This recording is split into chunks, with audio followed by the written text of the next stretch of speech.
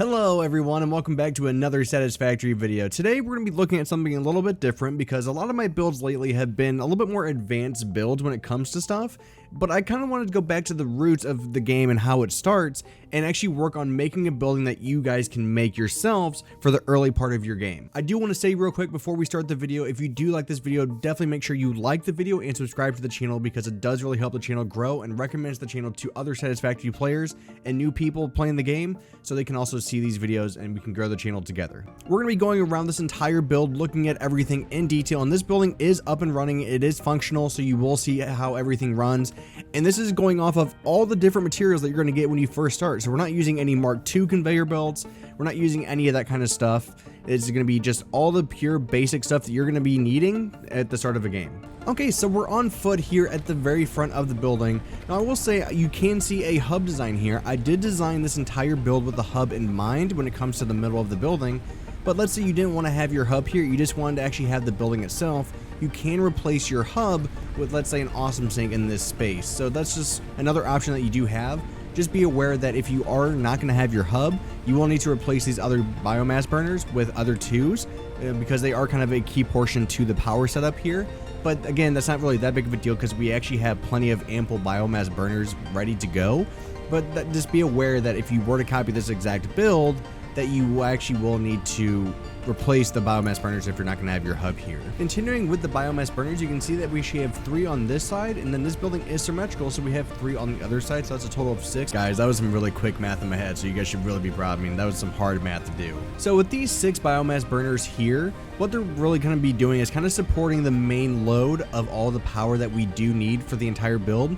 Now this won't be 100% enough because you will see on the back side that we will have more biomass burners that we actually do need, and that's why I'm saying that if you were to get rid of these 2 on the front, because right now we're utilizing them, you will need to have just another 2 on the back side powered up. So just kind of be aware of that. But then we're going to go into the building here, and this side actually is where we're going to be making a lot of our iron stuff. So we're making iron plates and iron rods on this side of the building. And then if we come in here, we can actually see the storage here. So we can see that we actually have 1 full container full up.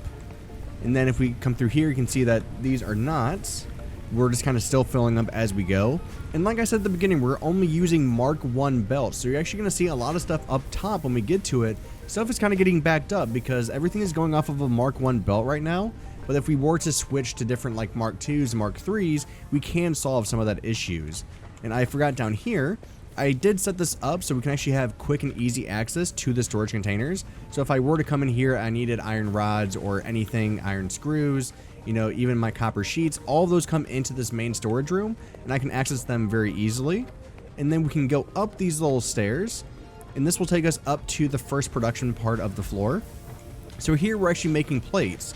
So here what I was talking about, that right now items are being backed up because again we're only using Mark I belts, so it just can't get rid of all this excess plates that it needs, and that's actually one of the issues that we're running into. But again, if we were to replace, you know, let's say this conveyor lift with a Mark III, it then can kind of ease up on that backlog of plates coming in, which is the main issue right now. So you're going to see that a lot with this build. But then up top you can see that we have more rods coming down, and that is because if we keep going up, and then here you're going to see that we're making rods. So here, very simple setup. All this stuff is very simple, guys. Nothing is too complicated.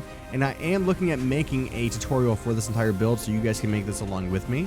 And then I actually want to maybe even do a series to where maybe we kind of like build off of this entire build and then we actually work on an entire Satisfactory world together in a video series. I think that would be kind of a cool idea. You can see here that we're bringing in the iron ore, and then we're going to actually separate that into 2s, going 50-50, 1 into each smelter on either side of this splitter.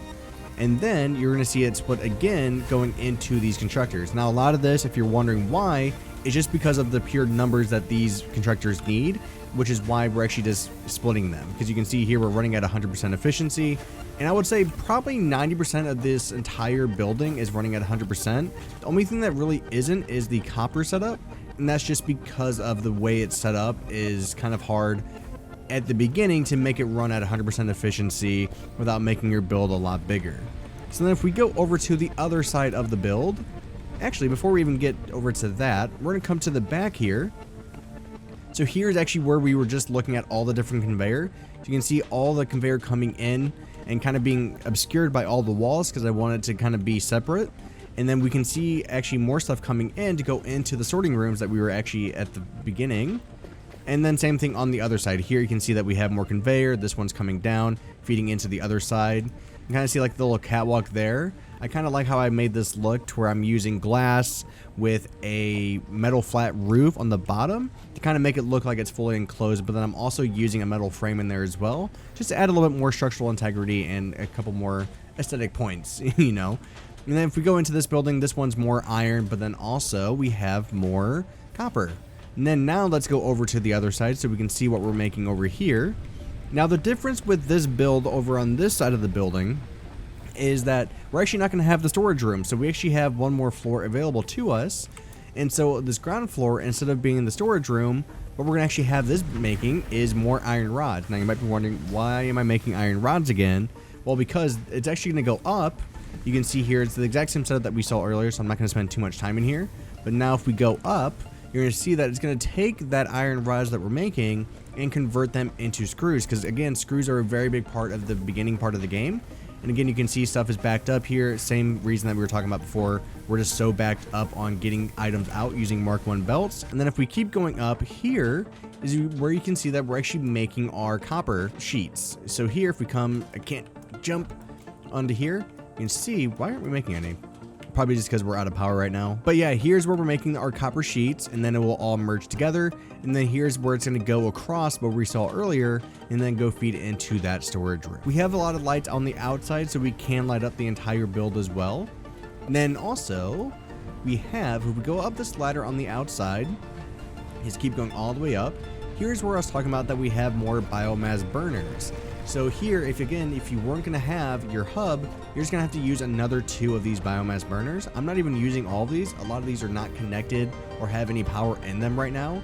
But I wanted to put them here so you know that you do have more options if you did want to continue with your biomass. You know, I'm not sure, like, let's say you weren't ready to go into coal power yet.